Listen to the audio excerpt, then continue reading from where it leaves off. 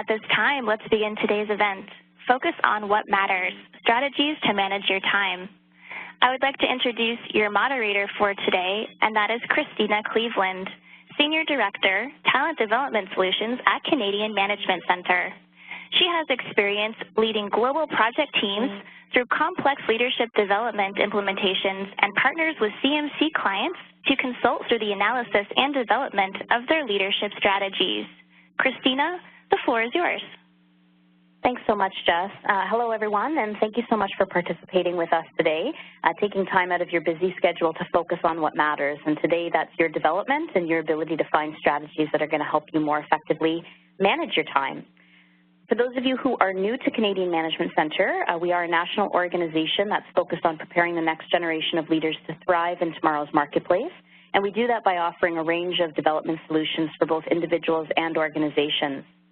For those of you who are returning to a webinar, welcome back. The topic that we've chosen today is based on feedback that we've received from past webinar participants. So we're glad that you could join us, and we're excited to dive into the content. As we go through today's session, if you did want to join the conversation online with us, you can do so by following us on Twitter. Our handle is @CanadianManagement, and you can do so with the hashtag CMCEvents. We often get asked for access to the information after the session so that you can go back and make a reference to things that we discussed today. So you will get access to a webinar recording after today's session, which will give you an audio access to the recording of our discussion, as well as a visual of the slides. But without further ado, I do want to introduce you to my colleague, Val Carter, who's joining us today. Val is a facilitator with Canadian Management Center and has been for the last 10 years, bringing over 20 years of experience, both designing and facilitating training for a wide range of organizations in both corporate and nonprofit sectors. Val is based in Calgary, so she is representing to Western Canada. But she has also lived and worked in a variety of countries, which gives her a truly global vision of the workplace. And she's able to integrate her knowledge and expertise into sessions that she delivers for us, both in our open enrollment space as well as for on-site solutions. So Val, welcome to today's session. Well, thank you, Christina, and hello, everybody. Just wanted to say, first of all, why are we talking about this, making time for what matters? We are busy. I don't know about you, but it used to be that you'd say to people, hi, how are you? And they'd say, I'm fine, how are you? You'd say, I'm fine, and you'd go your separate ways. Now you say to somebody, hi, how are you? And what do they say? They say, oh, I'm busy. And you don't just say, I'm busy too. You say, you think you're busy? Let me tell you how busy I am. I'm doing this, I'm doing that, and we have this one-upmanship of busyness. And, somehow we've got into this situation of competing demands, high levels of urgency. There's a lot of stress involved. A lot of people are feeling overwhelmed, and really endless demands seem to be facing us. We're asked to do more with less. And so really what we need to be doing is thinking about how we spend our time. Did what I did today actually add value to the organization? Did I do the things that were most important? Because sometimes our priorities shift. I don't know about you, but in a lot of places, priorities will shift maybe within a month, within a week, within a day. Suddenly your priorities are not the same as they were. And it's a case of needing to keep a finger on the pulse so that we're always doing what is going to give us the best results according to the priorities as they are right now. So time management is the way that we describe this thing. What we're going to be looking at is the neuroscience, first of all, behind multitasking. Why it might not actually work. Now, shock horror, we do an awful lot of multitasking, but it might not be the best way. We're going to be looking at that. We're going to look at some ways to focus your mind to get better results. And here there's going to be some ideas that you may have tried and others that you may not have done. So it's a case of really trying them and see which ones fit for you. Getting clarity on the priorities, as I just was talking about that. And I think really with that, it's asking good questions. What is our priority right here, right now? And having productive conversations with your leader as those priorities shift. What are the things that are keeping them awake? What are the things they want you to be working on? And then managing up. So having a kind of coaching conversation with them to explain what you can do and what you can't. And what it's all about is managing ourselves. We can't stop time. Everybody gets the same 24 hours. What we can do is manage ourselves. So I love this quote. Either you run the day or the day runs you. This is by Jim Rohn. He was one of the founders of the kind of personal development movement and has helped a lot of people over the years. Now, when I see this quote, I always think of who is running my day. Now, think about taking a dog for a walk. Now, some dogs walk to heel very nicely. You see them trotting along. You know, maybe their owner has watched, say, the Milan, and they've got the leash tied around their waist, and the dog's behaving, and they're having a walk together. Sometimes, though, you see somebody and the dog is at the end of the leash and the dog's pulling and that person is being pulled hither and thither, and who's in charge then? It's the dog. The dog is saying where that person is going to go for that walk and when they're going to run and when they're going to slow down and where they're going to go and which trees they're going to stop at. Now, I used to be like the person with the dog on the end of the leash pulling me every which way. I let other people run my day. So my day was just running me, just like that dog. Now, how did I end up getting a handle on this and starting to control what I did within my day and having me running the day? It was a small, insignificant thing that happened when I was really busy. I couldn't get it all done. I was part of the sandwich generation, you know, aging parents with health issues. I had work, I had a young family, and I'm pretty sure that at the end of the day, the family wasn't that keen on seeing me because I was so stressed. And one time I was driving from Calgary up to Edmonton to do some work up there. If anybody's driven that road, it's basically 350 kilometers of not an awful lot. The scenery can be nice, but this day it was kind of drizzling, snowy stuff, misty, couldn't see much. Flipping through the radio channels, I suddenly heard on CBC, they said, and the winner of this contest will win a live goat. Now, I don't know whether it was just the fact I was kind of bored that day. I just thought, I have to win that goat. I've got to do that. I had to listen and kind of hear what they wanted. And I then thought, okay, so how am I going to do this? One thing I needed to do was to be available every day in the afternoon to listen to the entries that were being read out. What were they like? What length were they? Did they have a twist at the end? This kind of thing. Then I needed to write my little script. And then I needed to call that in. And it took me time. And, you know, really, I wasn't that surprised because I'd planned so well when I got the call saying I had won the goat. Slightly concerned my husband, but in fact it was a donation to World Vision to buy a goat for somebody in Africa that CBC was making. So I didn't end up with a live goat in my home, which was probably a good thing. But I sat down after that and thought, how did I make time to enter that contest? I wanted to do it, yes. Was it really that important? But I planned. I used the P word. And planning, to me, is something I don't like to do, but it works. So are we really too busy? I think what we're busy doing sometimes is we're too busy doing the wrong thing. You've heard of the Pareto principle, probably, that 80% of your success comes from 20% of the things you do. And this comes from an Italian economist, Wilfredo Pareto. In the late 1900s, he discovered that 80% of the wealth in Europe was held by 20% of the population.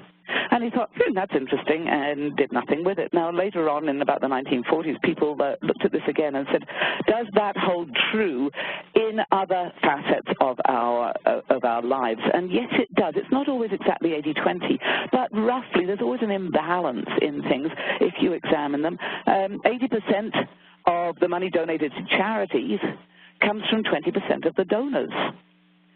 Now, you may relate to this one, maybe not where you work, but places I've worked for sure. 80% of my challenges at work come from 20% of my colleagues. And so 80% of success of the results come from only 20% of what you do. So what we need to be doing is really selecting the high payoff tasks Those are the ones that we have to fix our focus on, the big rocks, the things that really are going to get us where we need to be, because we need to make choices. We need to make choices to get these big, high-impact tasks done and fit the little small things around them or not do them at all. There's an awful lot of things we're doing that we should not do at all. One thing is perfection. So don't be too perfect when it doesn't need to be perfect. And you'll be saying, okay, Val, yeah, that sounds great. How do I get focus? Well, the first thing I'm going to say, some of you throw up your hands in horror and say, you don't know my workplace, that won't work. Yes, it will if you think about it. And this is setting aside some uninterrupted time to get some headway on these high-impact tasks. The key is making sure that what you are focusing on is really adding value to the current priorities for your own goals, for your department's goals, and for your organization's priorities. So when we feel urgent, when we feel pressed, when we're really busy, what do? We start to multitask. That multitasking, that's doing more than one thing at once, or not really, we can't do two things absolutely at once, but focusing our minds in more than one place at once in little short bursts. So a little bit of attention here, a little bit of attention there, and working on maybe 2, 3 or more things sort of in sequence, but with this rapid flashing between one and the other. So what I'd like to do right now is to get a snapshot of where you are. So Christina, maybe you would help us to get some answers from the people online today. Yeah, great. Thanks so much, Val. So we are opening up a poll right now on the right-hand side of your screen, and in front of you, you'll see the question, which is, what kind of multitasker are you? Are you A, a heavy multitasker, B, a moderate multitasker, C, minimal multitasker, or D, an exclusive unitasker, which means that you almost always focus on one task at a time. And I think that this word multitasking is interesting. I actually, as we were preparing for today's session, I Googled, when did multitasking become a word? Because it is something that is just so ingrained in our language and in the workplace. Job descriptions say things like, you know, effective multitasker, we're proud of ourselves and we can effectively multitask. But I couldn't really get an answer on when it became a word, but for as long as I can remember, it has been something that we've been praised for when we've been an effective multitasker. So as the results come in, Val, it looks like based on what we're seeing, the majority of people who are on the line today selected B, moderate multitasker. Wow. So they often do more than one thing at a time. The next option is 27 heavy multitaskers. I'm almost always doing more than one thing. And then the third option is minimal multitasker. I tend to focus on the task at hand, but will occasionally multitask. And we have 1% in option exclusive unitasker. 1% exclusive, wow.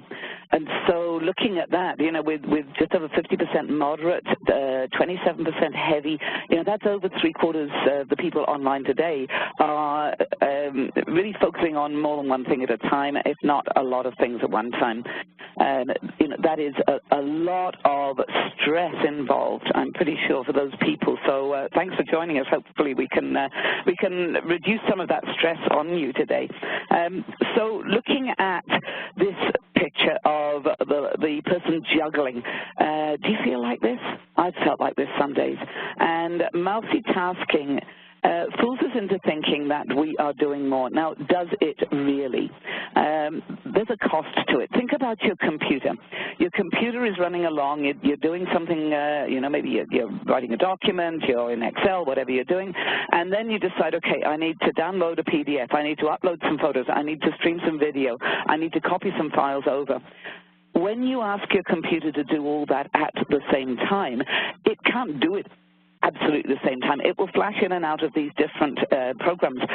And that's what multitasking is like. What do you notice about your computer then? It slows down because it has to keep flicking between one and the other. And so if you ask it to do one thing at a time, download the PDF, it happens faster. Then upload the photos. It's much quicker. And so when we are trying to think about more than one thing at a time, our brain can do it. Yes, it can, but it causes us to be less efficient. So what are some of the realities of multitasking? we're looking at diminished productivity. It makes us less effective.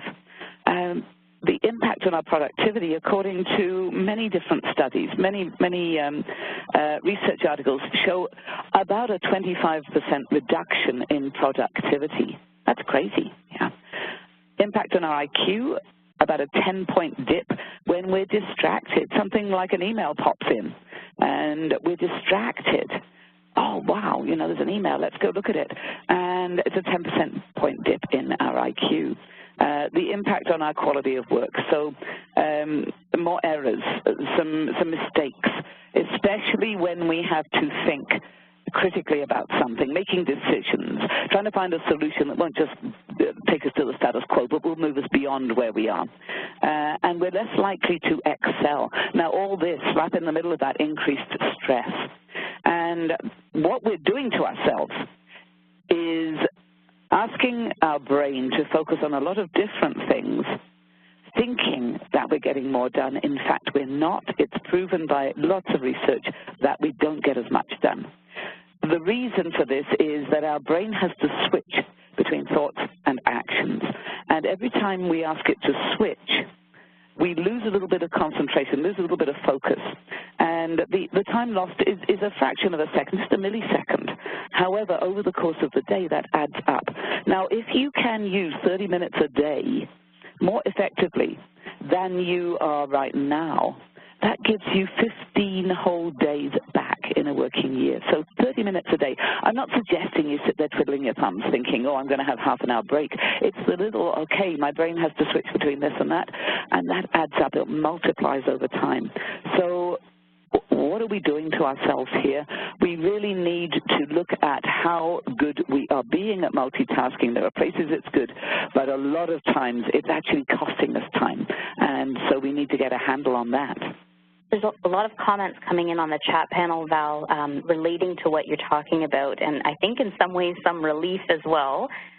People complaining or were concerned that they thought age was actually causing their brains to slow down and to lose focus, concentration, and the ability to remember things, when in fact it's probably the busyness of what we're experiencing and the impact of multitasking on our brains that's causing some shift and some impact in our ability to focus and to get results and to remember things. Absolutely, because our brain's trying to hold on to all these thoughts. It's really tough, really tough. And this is where we turn to neuroscience. There's a cognitive cost. There's a cost in our brain of switching back and forth. There's a lot of time wasted in focusing and refocusing. We have our heads buried deeply in something. Somebody comes in and interrupts us, or we go and check our email, or we suddenly think, oh, I've got a thought I need to capture, and we get distracted. The challenge with that is when we go to refocus, there's a time cost in, okay, where was I, and getting back in with as much depth as we were before. It also doesn't allow us any time to have a little break, a little recharging moment. When we have a lot of things in our head that we may need to access very quickly, and that's what multitasking is. We've got a load of things in our brain that our brain is saying, uh-oh, Val wants to focus on this and that and the other. And so it's holding all these things in a part of the brain where we can access them very quickly. This is hugely energy draining on our working memory. It really impacts our ability to think through problems, to get to a solution that isn't just the status quo, we solved the problem, but to get to a solution that's going to move us forward, to think creatively, to have good judgment when we're making decisions. David Rock, who has done a lot of work on the neuroscience of leadership, some of you may know his work, and he talks about multitasking as equivalent to in a theater, in a stage theater, you're keeping people in the wings, keeping actors in the wings, ready to have them come on center stage and have the spotlight on them. Well, you need somewhere to put those people, you need enough space, you need somewhere where they can hear the cues, so you need all that, and they are there sort of stressed waiting to come on, and you have to be very good at, okay, here's the cue, they come on, then you have to know to get rid of them again. It drains energy, and this is part of the feeling of being overwhelmed and just drowning. You know, it feels sometimes as if we're drinking through a fire hose with all this stuff coming at us. We're doing it to ourselves quite often because instead of focusing on one thing, we have all these things whirling around in our minds. So, you know, the cost in time, obviously the more complex the things you're working on, the more time is going to involve in refocusing. You're working on a really intricate report, and you need to be, for me, it would be pouring through Excel spreadsheets. I'm not good at Excel spreadsheets. I'm a words person. I've got my brain working on all these wonderful pivot tables and things, and somebody interrupts me or I interrupt myself. It's going to take me a lot longer to get my brain back into that than if I'm just reading through an email that I need to send to the boss. So the challenge with multitasking, and research backs this up, it increases our stress. It makes it harder for us to concentrate and focus, and the more we do it, the less we can concentrate and focus. And it's not only at work. You may find that your focus in your home life is not as great if you're constantly multitasking at work. Even if you don't at home, you may find that you're losing that ability. Having your mind wander, you're busy doing something and your mind is off somewhere else. Your memory isn't as good as it was in the past. Well, there's all sorts of reasons that might be the case, but multitasking does impact your working memory. And from that, then our other forms of memory, our long-term memories sometimes take longer to access because we're jumping around. We've got all these things in our brain. They're in the way of the messages going to our long-term memory. So there's stuff in the way. It's like trying to plow through a snowstorm. You also get that feeling that nothing's ever finished. You don't really know what the final line is. Now, you know, when everybody worked in basically manual jobs, a lot of people did manual jobs. You were digging a ditch. You were making widgets. You were harvesting a field of hay. You knew when the ditch was dug, it was finished. Widgets, 5,000 widgets, you have to make those today. You knew you'd made 5,000. You've harvested the field of hay, you know, you can step back and say, great, I'm done.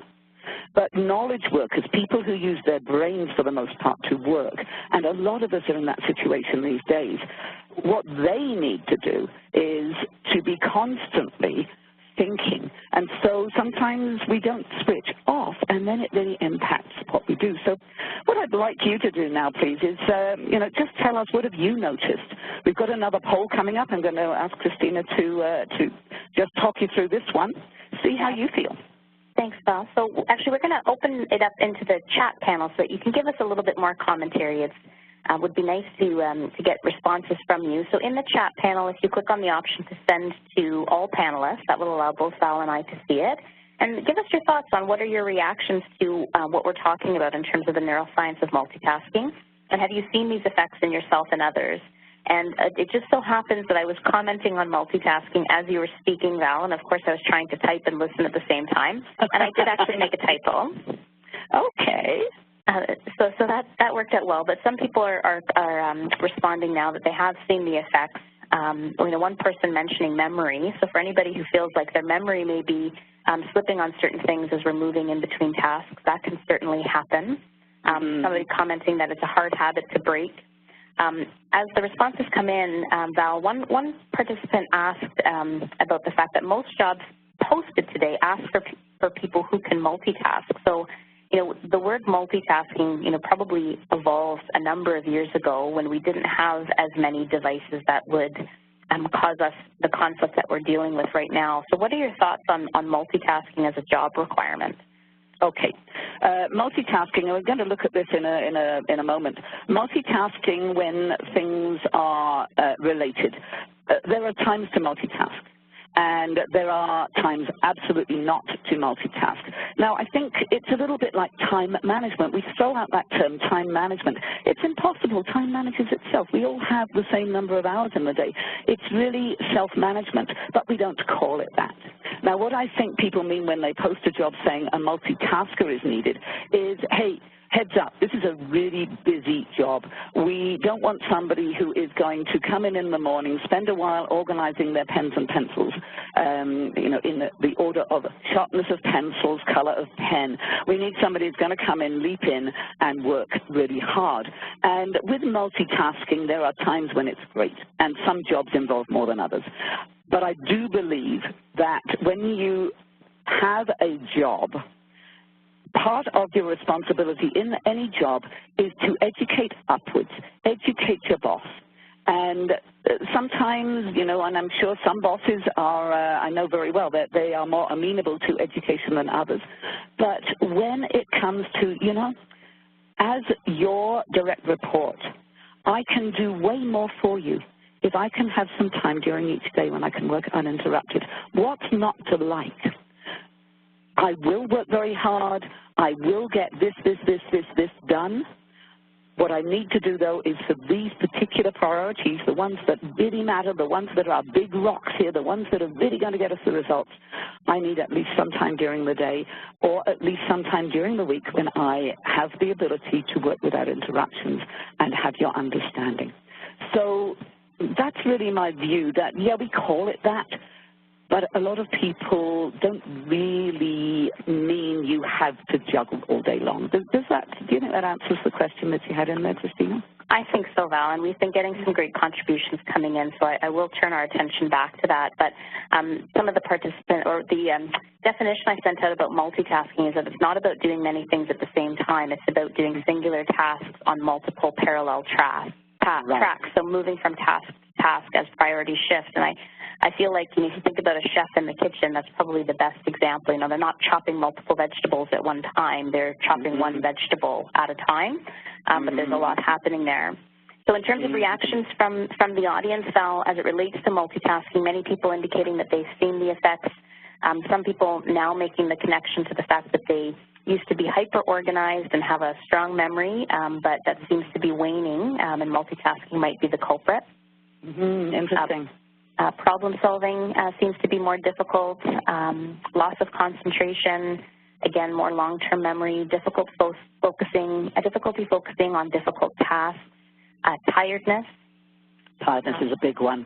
It's exhausting. It's exhausting, yep. One person mentioning that it's an addiction, lack of focus and clarity when doing tasks, the distraction of email notices and, you know, the notifications on your device pulling your attention away, which I can see, and I think that sometimes that creates a false sense of urgency within us, that we have this need to stay connected and pay attention to those notifications as they're coming in. Absolutely. Losing focus on the priorities of the day. So definitely a lot of alignment with the whole audience about the impact that this is having and that they are, in fact, all experiencing it. Thank you. And that word addiction, yes, it tends to become an addiction because we want to get a lot of things done. We want to be super achievers, and I was like that at one time, but I found actually slowing down to speed up worked for me. I was, as you say, trying to do a lot of things in parallel, and, you know, the kitchen analogy is a great one. How many times have you been so stressed in your own kitchen? You've got something on the barbecue and you're indoors and you may be making a sauce indoors and something burns, whether it's the sauce or the meat on the barbecue, the veggies on the barbecue, depends on, you know, where you are at that time. And I think this feeling of being useful, we all want to feel useful. We feel we can't get it all done, but we want to be as useful as we can be. And one thing that I learned a long time ago was get over yourself. You are not that important. Every time that little ding, ding, you know, there's a new email, I went to it to see, oh, who's emailing me? I must be important. It boosted my ego that people wanted me. Now, I realized in the end, you know, that's stupid. Otherwise, when I go on vacation, I'm going to have to book 2 rooms, one for me and one for my ego next door because it won't fit in the room with me. You know, most things, now again, depending on your job, I'm not asking anybody whose job it is to be interrupted all day long. They must respond. But for anyone who can do things, you know, like block a time to answer email, these kinds of things. So we're going to look at all these kind of things that are better than this kind of fractional attention all at one time, because it doesn't help. We want to double up our efforts to get everything done, but is there a better way to get things completed? Our brain wants to be efficient. It really does. It wants to do things in the easiest way possible. And so when we're multitasking a lot, what happens in our brains is that it's trying to use the fastest route to get the messages through.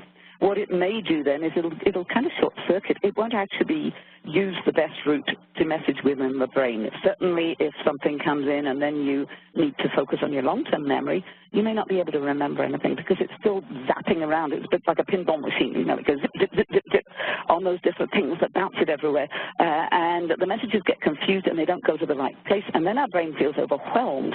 And what happens then is it can check out. If you've ever been driving anywhere when suddenly you think, oh, I have no idea how I just got through those past few red lights. Now, luckily so far, you've been safe.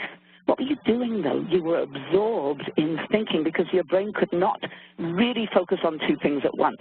Now, your brain was really looking at your habitual way of driving. It knew when the light turns green, you drive. When the light turns red, you stop. It was keeping an eye out for cars joining you from the right, from the left. However, at that moment, if somebody had shot a red light, your brain would not have been looking for that because it was looking at what happens most of the time. How do I drive? It relies on you normally to override its habitual, okay, I am going to drive away from the lights because they've gone green. You need to be alert to say, wait a minute, there's a truck shooting the lights the other way, I need to stop. And that's the part that you maybe will lose. So you're trying to make a good decision. You're trying to come up with a solution to something that's happening. And you might not make a great decision because you can't see the wood for the trees. You're going to go with the tried and true, what you've always done, which isn't necessarily what you're being asked to do these days. You know, a lot of us are being asked to be creative, to come up with a solution that takes us beyond where we are now. And our memory in the end will just have to shut down a little because it can't cope with all this messaging. So it really does hurt the efficiency of our brains. But having said that, you know, when do we multitask? There are some great times to multitask, and I have used this to my advantage. Now, as I said earlier, I dislike planning in the extreme, but I've learned that it's the only way. Plan what to do, plan what not to do. Now, you can multitask if you use two different parts of your brain. So the routine, the habitual, you know, in the shower in the morning. I know how to shower myself. I can do that without thinking about it. And so while my body is washing, you know, soaping, washing my hair, rinsing, I can use the other part of my brain, the creative side, to plan my day. And I find for me that's a good time. Now, when I'm talking about time management strategies, there is no one-size-fits-all. There is no way that I can say, okay, everybody on the webinar, and we have so many people participating today, it's unbelievable. I cannot say, okay, do this and you will be amazing now at managing your time. Different things work for different people. Some people like to sit and plan at the end of the day. Now, at the end of the day, I'm chasing my tail usually and trying to think, okay, I need to get these things finished. So I find in the morning is a good time for me. And my energy needs time to ramp up in the mornings. I wake up kind of, you know, needing a coffee, and so that's a good time for me to plan. And because it's two different things, that's great. Now, when we are waiting, say, for a webinar to start, what I've learned to do is to have things I call my 1-minute files. These are files where I drop anything that is going to take me a minute or two, nothing terribly complex. And for electronic things, I drop them into a folder on my computer, on my desktop. And for hard copy, I have a physical file, and it's always on my desk, and I throw things in there. So if I'm waiting for a conference call, if I'm online, you know, waiting for a webinar, something like that, I'll just click to my electronic 1-minute file, and I will check off a few things because, yes, I'm still concentrating when does the webinar start, but I don't need to be focusing while it's doing the, you know, we'll start in a minute piece. I probably won't really listen to the introduction if I know everybody in a meeting because I know them.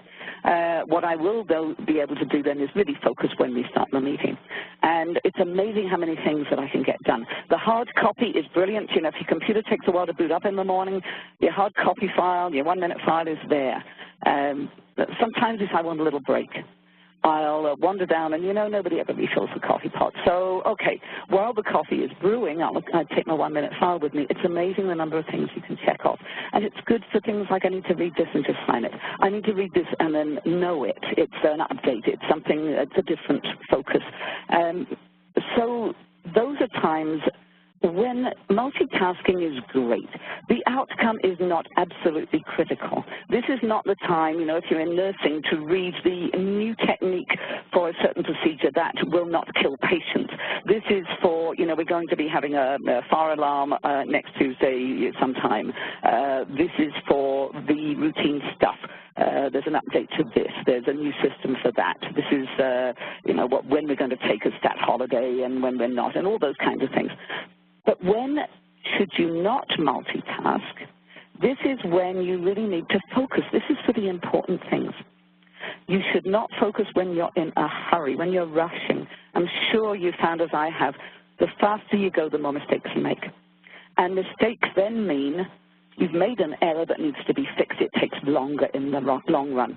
And that sense of urgency, that addiction to urgency, the addiction feeling and the urgency that we feel is because of the stress hormone, that cortisol, coursing through our bodies. And so it doesn't allow us to stop and really focus clearly. So multitasking makes the whole situation worse. And that eroding a relationship. Have you ever been on the phone with somebody and they're doing the you know they're doing something else. You can hear their keys cracking sometimes. They're finishing an email and you know it. Or you go to talk to somebody and they give you the you know their thoughts are somewhere else. And if you do that to others, those other people recognize that you are focused on your distraction, you're not focused on them. Now, that can cause a real rift in a relationship. If people feel that you're not valuing them, if you're not listening to them, it's important to them, that's why they're talking to you or they're phoning you. You may not find it important, but if it's important to them, you need to find a way of dealing with it. Either saying, okay, well, I'm not the right person, or paying them attention because if they're coming to you for help, maybe they're your direct reports, you need to make them feel valued. If you don't, you're going to have a rift in that relationship, and it takes time to mend. Now, the other thing is, if you don't focus on what somebody is telling you, you are going to miss some information. Guess what? You're going to lose more time by maybe going off on the wrong tack. Maybe you're not going to remember something because you didn't really listen, and then it takes a lot longer after that to go back and fix what you haven't done because you just didn't listen. And, that relationship takes time to mend. You don't just suddenly say, oh, sorry, I wasn't listening to you, let's be friends again. It doesn't work like that. Once you have made somebody feel undervalued, it really has an impact on your working relationship. Same thing at home. All this works at home as well. So just really thinking about how do I focus solely on what somebody is saying rather than just waiting for my turn to talk or waiting for them to go away. And so before we transition to the next slide there, Val, I just wanted to call out that there still continues to be great contributions that are coming in. And one of our participants, Cora, made a mention here that when I meet with people, I give them my undivided attention. It makes a difference to how effective I am in my interactions. So I think that connects directly to what you were sharing, and one strategy that you can use for people as they're approaching you, if you're finishing something up, that you're saying to them, I want to give you my full attention, I just need to finish this. And then they know that you're telling them that I've got to wrap this up, I want to hear what you have to say, and what you have to say is important to me. And that right-sizes their sense of urgency as well. Absolutely. It's treating people with respect. On the other hand, if it's somebody who's always interrupting you and there is no work value, it's learning how to deal with that. And they're going to look at the wonderful word no, in a while. But I totally agree with you. And Cora, kudos to you. You give people your full attention. One thing with having uninterrupted time each day is telling everybody what's in it for them. Now, just saying I'm going to work on my own, I don't want anybody to interrupt me, I know that you will get funny looks or people will be talking behind your back, who do they think they are? It's explaining to people the reason that you and hopefully everyone around you can have uninterrupted time and making it all about them. What's in it for them? When you interrupt me when I am busy, I've got my head focused on something, I cannot give you my full attention. So please, I'm going to work between 10 and 11 each day without any interruptions, and I'm going to put something that's usually something amusing, helps genius at work, or something to remind everybody that I am not to be interrupted. When you do come and talk to me, then I will give you my full attention as long as it's not between the hours of 10 and 11. But you'll understand that my brain is already distracted, so I can't focus on you. It gives them a reason to leave you alone, and I find that works brilliantly. And then, making sure you do, just as Cora said, give them your full attention, and you will be more effective and efficient. So it's really a case of choosing attention and focus in everything you do. Attention on the person coming to talk to you, attention on the jobs that you're doing. And so Val, if we use, I know we've used many examples, but we just think about, somebody made a mention of this online, Stefan saying distracted talking is like texting and driving. It can create a wreck of any given situation. And so, I love that, Stefan. Yeah, well, across many provinces, countries, there's more of a focus being put on the fact that you can't be distracted driving. So that's reinforcing the point that our brains are just not designed to be able to multitask in that way. And I think we have to unwind the perception that multitasking was such a great thing, or really redefine what multitasking actually is, and recognize what habits we have that are making us unproductive. I agree. I agree totally with that. I agree with you, Stefan. It really impacts our brain. And so thinking about distracted driving, I call all these gizmos we have nowadays, I call them weapons of mass distraction. And they're everywhere with us. Going into a hockey arena and seeing posters up saying, parents, your children are playing, please watch them, not your cell phone. What are we doing? We can't do it all, and I think we need to redefine multitasking. I think also we need to redefine what feeling good about achievement at work is, or achievement at home even. No longer can we say, I have made my 5,000 widgets, I'm done. We have to say, okay, I have done this to the correct standard and in the correct time frame with the minimum of energy used up, and I'm good with that. I need to stop now and move on to something else. We will never, I believe, get that feeling of I've done everything ever again, because we can always think more about it. So we need to learn to say, okay, when am I done? Some things I have to do absolutely perfectly. Some things good enough is good enough, knowing the difference. I used to be a perfectionist, and wow, when I stopped being perfect in everything, only perfect when it really matters, that really helped me, really, really helped me. Free up a lot of time. So anybody out there who's a perfectionist, please join me in trying to change the world. Good enough is good enough a lot of times. Please, perfect, if you're going to come and revive me if I'm lying on the floor not breathing, I want the perfect treatment, please.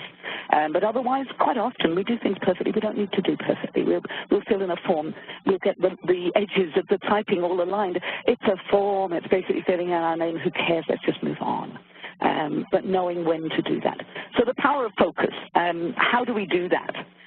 Paying appropriate attention to what has your attention maximizes your productivity. And that's a quote from David Allen.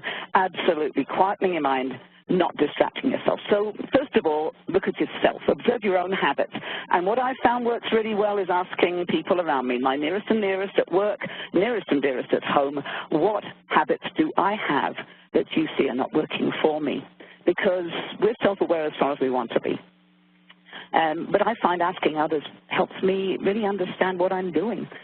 Really think about your focus. How do you focus your mind?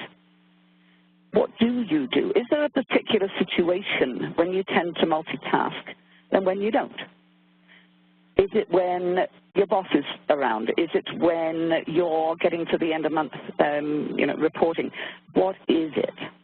And so looking at tips for this. Your brain's going to be better if you can build your capacity. So we'd really like you to share your brilliance here. What do you do to kick the habit? What have you done? What helps you focus? Just going to hand this over to Christina to set up the chat panel poll. Yeah, so there's chats already coming in. One person, Mark, just indicating, I just turned off my email notifications. So it's such a freeing experience, Mark. Congratulations. Well done, Mark. Amanda indicating that she makes lists. Someone else, Emmy suggesting every morning I take a minute to breathe deeply so that I don't rush through my day and can treat my time with mindfulness. Wow. More coming in here. So again, deep breathing, turning off the phone, to-do list, and then a daily triage of activities. So that would be your prioritizing. A triage, yeah, lovely. Somebody making a mention here, Jane's mentioning, I'm focused when I'm doing my favorite things. And I think that that's a great connection, because procrastination can kick in when we have things that we need to get through, but we want to get to the things that bring us that gratification. So sometimes you have to reorder those things and put the things that you don't enjoy as much up front so that you'll get them done, and reward yourself with the opportunity to then work on some of your favorite things or the things that really motivate you, assuming that that fits in with your priorities. Absolutely, yeah. We tend to do the things that we like to do that are easy, and that leads to putting off the big things that we should be doing quite often because we don't really know where to start, so we pretend we don't have time. We do have time, we just haven't chosen to work on that. Yeah. So Joan is saying that she's learning how to plan ahead. Candace is indicating no electronics. Rochelle's blocking important tasks within her calendar. Lisa's saying I have an office so I can close the door part ways to concentrate better. Even so, I find, it's a great strategy, but we teach people how to treat us. So if somebody knocks on the door and sticks their head down, do you have a minute? The moment you say yes, when you're trying to concentrate, you've blown it, unless it's a real emergency. You should be teaching people that you're not to be interrupted. It's hard, but it works. It really works. I will come and see you after 11 o'clock when I can give you my full attention is a lovely answer. So lots of other things coming. Some people are using headphones and open office concepts, so that shows that you're focused on something. Quiet time when driving into the office. Tim is actually taking his lunch break without his cell phone, so that it's distraction-free and an opportunity to recharge. Oh, Tim, good for you. Great. Someone making a list on Friday of priority tasks. Knowing what I have to accomplish makes me prone to do them one at a time into the next week. Excellent. And people scheduling full days for different things. So Mo says, I clear my Tuesday for a Focus and Development Day. So happy that our webinar lined up with your Focus and Development Day, Mo. That's great. So fantastic strategies and suggestions. And what I like is that, we are working together and thinking about different ways to do this. And sometimes it's just an awareness piece. And I'll just make one last point here from Bill. My wife will love me for undivided attention when I am with her. I will not be thinking of other things when I talk to her or when listening to her. And to your point, Val, like the undivided attention for anybody, whether it's your children, your partner, or your colleagues, that is such a gift that you can give them to truly zone in and focus on them, and they'll feel the difference between distraction and not. Absolutely, Christina, they really will. And I found, I was trying to do everything for everybody. I was very much a yes person. Why was I doing that? Because I wanted everybody to like me. But what I found was they liked me more when I said, this is not a good time. Come back at this time and we will talk. Or even better, leave me a note on a whiteboard. If you find the answer to what it is, come and erase it, so that I didn't have to do all the running. And I found people liked me more because the comments I've had, Val, that was a lovely conversation with you. Well, sometimes all I've done is listen and help somebody with a few good coaching questions. I haven't done much talking, but I've listened. I've really understood what they're telling me. And people appreciate it and they like me way more. And it's simply that I realigned my priority into, okay, I need this time when I'm not interrupted and this time when I can focus on others. So, it's a case of building new habits. And certainly some of the CMC programs will really work you through these. They're brilliant at giving you new ways to look at yourself at home and at work. As Bill says, yeah, his wife will like that. But when you go home after a day of heavy multitasking, you're stressed, you're frustrated, you hit heavy traffic, or you're standing on transit, and I'm sort of vertically challenged, so I'm always nosing somebody else's armpit. I get home, and it's not a good feeling. If you can go back home with that rather more serene approach and really be a person who is there fully present for your friends and family, it makes a big difference. And it's also that healing for you. You have that recovery time. So certain things, you know, I haven't got time to go through them all, but certain things that I found work for me. Checking email twice a day, letting everybody know that's what I'll be doing. So sometimes it's a reminder to people when they send an email in. I check email between 11 and 12 and 3 and 3:45 every day. Same on voicemail. Another thing that I do is use a technique called the Pomodoro technique. Pomodoro means tomato in Italian, and this came from an Italian university student, Francesco Cirillo, or Cirillo, I'm sorry, I should have brushed up on my Italian. In the 1990s, he was studying in Rome, and he decided that he was getting distracted, so he set a timer in time blocks with then a little break. And he perfected it, and now there's a whole load of information on the internet about the Pomodoro technique. The perfect timing for him was 25 minutes, then the timer would ring, 5-minute break, then another 25 minutes, 5-minute break. And in the break, get up, stretch, go for a drink, you know, get something, do something different. And after every 4 Pomodoro blocks of 25 minutes, have a 15 to 30-minute break. Now, the reason it's called the Pomodoro, the tomato, is that his timer was a kitchen timer shaped like a tomato, so it's nothing magical.